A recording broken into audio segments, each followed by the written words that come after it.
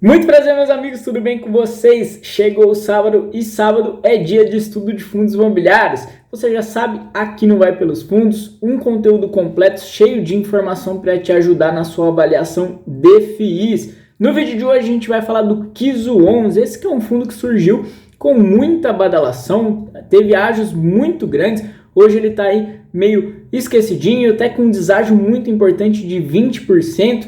E vamos falar também como é que é montada a carteira desse fundo, que segue o índice Suno 30, o que é o índice Suno 30. Vamos falar, claro, dessa questão de gestão ativa dentro de uma carteira passiva. Muita gente tem dificuldade de entender isso, então vai ficar tudo muito claro, tudo bem explicadinho para você. E ao final, claro, minha opinião sobre esse fundo, para quem que ele faz sentido. Tenho certeza que você vai gostar muito desse conteúdo. Já peço seu like, peço seu comentário e bora então para esse estudo completo.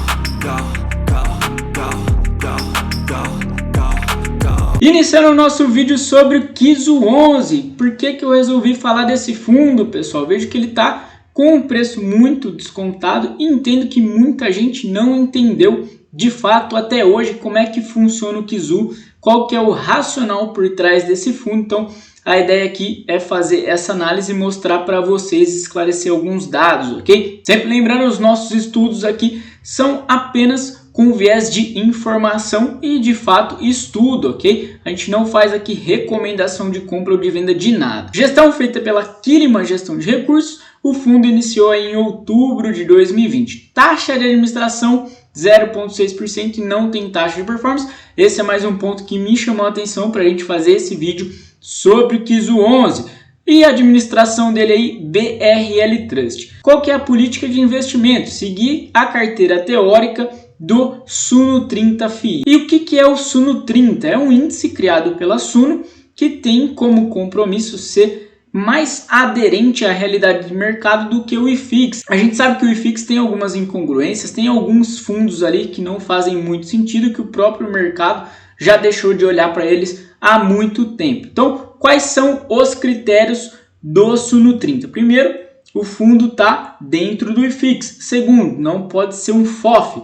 Terceiro, não pode ser um fundo monoativo. E quarto lugar, não pode ter deixado de fazer distribuição nos últimos 12 meses. Tem que ter feito algum rendimento. Falando aí dos números do fundo, distribuiu 0,06 agora em abril, então 6 centavos. Dividend yield de 10,22%, bem interessante. Número de cotistas são 61.366. Cota patrimonial R$ 9,04. Quando fechou o mercado ali, 7,63 ao final de abril. Hoje, no dia que eu estou gravando aqui, 7,20, um PVP de 0,80. Então, 20% de ágio, tá? Então, esse fundo realmente está negociando com um valor bem abaixo da cota patrimonial. Alguns dados interessantes sobre KIZO. Ele é quarto maior fundo em termos de cotistas e liquidez dentre os FOFs e ele é o sétimo maior PL, tá? Então é um fundo aí que tem menos de 2 anos e já tem essas características importantes. E como funciona o KIZO 11? Ele é um fundo passivo de gestão ativa e aí começa a dar um bug na nossa cabeça, como um fundo passivo de gestão ativa. Ele é de fato um fundo passivo para seguir o Suno 30, porém a gestão consegue fazer ali algumas articulações dentro da carteira para fazer entrada e saída de fundos no melhor momento, tá? Muito importante você saber que nunca na carteira do KIZO vai ter um fundo que não está no Suno 30. Esse é um fato claro. Não pode ser um fundo que não está no Suno 30, mesmo que seja um fundo excelente. Porém, a gestão não precisa fazer a aderência da carteira do KIZO 11 ao índice Suno 30 de forma imediata.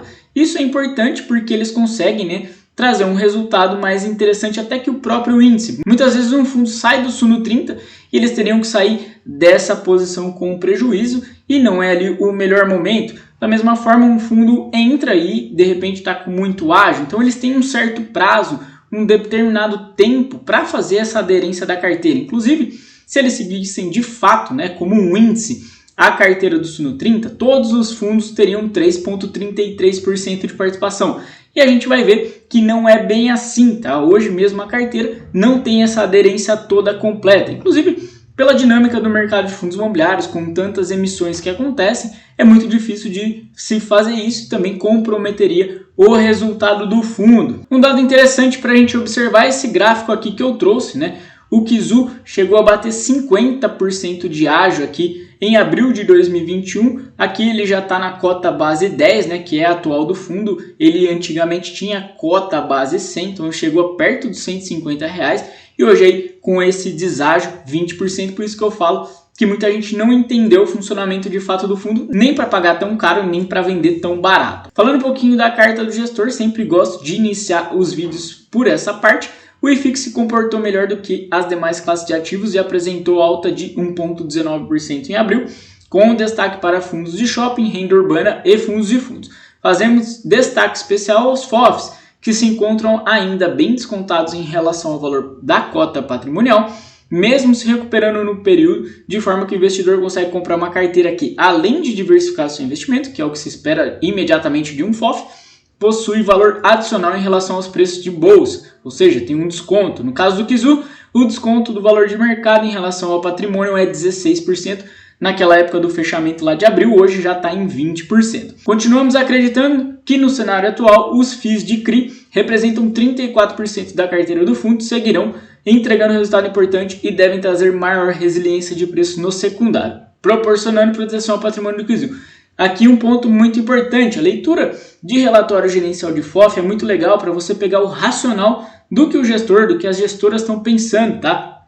Então a gente vê muitos FOFs, por exemplo, com a carteira mais focada em lajes, outros mais focados em logística. A gente vê aqui no caso do Kizu que eles mostram uma tendência ainda de manutenção nos fundos de papel, inclusive vai mais ou menos ao encontro do meu entendimento, a inflação segue forte e também a taxa de juros. Partindo agora para a carteira, é interessante a gente observar então como é que foi montada essa carteira, o que está dentro do índice Suno 30 e que reverbera aqui no Kizu. A gente vê que as maiores posições hoje, KNCR11, CPTS11, HGRU11, Iridium, todos aí com mais de 3,3%, mas sempre próximo, tá vendo? 3,7% no KNCR, 3,7% CPTS, 3,5% HGRU. Então, a gente percebe que eles conseguem realmente ter essa margem, né? Essa arbitrariedade. E as menores posições hoje, DEVA 11, 2%, HSLG 1,9%, VCJR 11, inclusive é um fundo que acabou de entrar no IFIX, faria sentido realmente ter uma posição menor,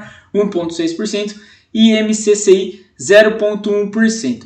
A gente percebe que é uma carteira muito sólida, muito interessante, né? KNCR, CPTS, HGRU, IRDM, são fundos realmente bastante líquidos, fundos que todo mundo conhece. A gente não vai ver um fundo aqui que ninguém conhece, que não tem muita liquidez. Inclusive a própria ideia do Suno 30 é pegar os maiores fundos, né? Os 30 maiores PLs dentro do IFIX e que passam naqueles critérios que a gente falou. É diferente de outros FOFs que tem ali posições em fundos de prazo determinado, tem posições em fundos fechados, ok? Então é bem diferente o racional do investimento no Kizu 11. Olhando agora a carteira por setor, a gente vê 34% em papel, 20% em galpões logísticos, 3,5% educacional, 8,7% em lajes corporativos, 8,9% no segmento híbrido, 12,4% em shopping, 5,5% em bancário e varejo. E aí eu trago a comparação com o IFIX. IFIX tem 43% em papel, 17% em logística. Então a gente vê que os maiores segmentos se complementam aqui em papel e logística, eles estão iguais tanto no Kizu quanto no IFIX. Aí a gente vem com renda urbana com 4%, shopping 7%, é aqui uma diferença grande, né, do Kizu, que tem 12,4%. Aí eles têm ativos agro, tem ativo de desenvolvimento, tem os FOFs que não cabem dentro do Kizu, já é um critério de exclusão. Os fundos híbridos representando 4% e no Kizu quase 9%. Lajes corporativas também uma diferença interessante, 11% no IFIX, 8,7% no Kizu 11. E lajes corporativas também uma diferença interessante, 11% no IFIX, 8,7% no Kizu 11, ok? Então a gente percebe aqui que de fato o índice Suno 30 ele tem diferenças relevantes em termos de participação dos fundos frente ao IFIX. E a ideia do índice era exatamente essa, trazer uma composição diferenciada, o índice se presta realmente a isso. E a gente vai perceber também que essa carteira um pouquinho desbalanceada frente ao Suno 30 faz com que o Kizu consiga ter um desempenho até melhor que o próprio índice, tá? A gente vai ver na sequência isso. Inclusive eles falam aqui pra gente, tese base da criação do índice Suno 30. Desde sua criação, a tese base do Suno 30 tinha 3 distintas diferenças para o IFIX. As duas primeiras eram claras, transparência e fácil de replicar. A terceira girava em torno de performance, em que o índice teria condições de entregar melhores retornos, especialmente em períodos mais agudos de alto e de baixo.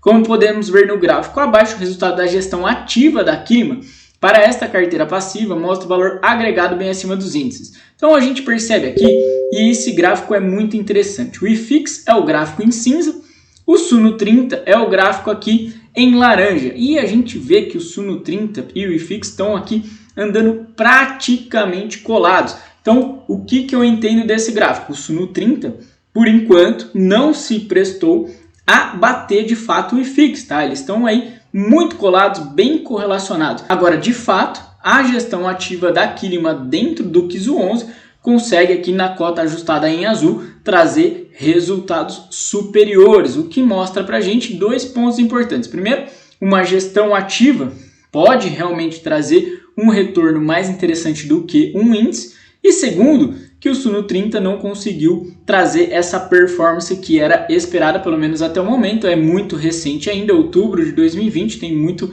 tempo para a gente acompanhar, mas até o momento a gente percebe que o Suno 30 não bate com aquela tranquilidade que se esperava o IFIX. Falando de DRE, a gente vê que em abril aqui a receita total foi de 3,5 milhões de reais, o grosso, claro, aqui de rendimentos de fundos imobiliários, 3,2 milhões de reais, e teve aí 67 mil vindo de ganho de capital. Ainda tem uma receita de 208 mil reais de renda fixa. Na sequência eles falam um pouquinho da performance do fundo, dizendo aqui que para os próximos períodos continuamos confortáveis com níveis de dividendos que serão distribuídos no novo patamar de distribuição anunciado em janeiro de 2022. Salientamos os lucros represados no caixa para distribuições futuras e a baixa dependência de ganho de capital para a geração de caixa. Então eles estão dizendo que o fundo não precisa fazer giro de carteira, tem alguma reserva para manter o patamar de distribuição. Continuamos buscando oportunidades para aumentar a exposição em MCCI através de novas ofertas. Ao final de março, VCJR11 e VRTA11 passaram a compor a carteira do índice Suno 30,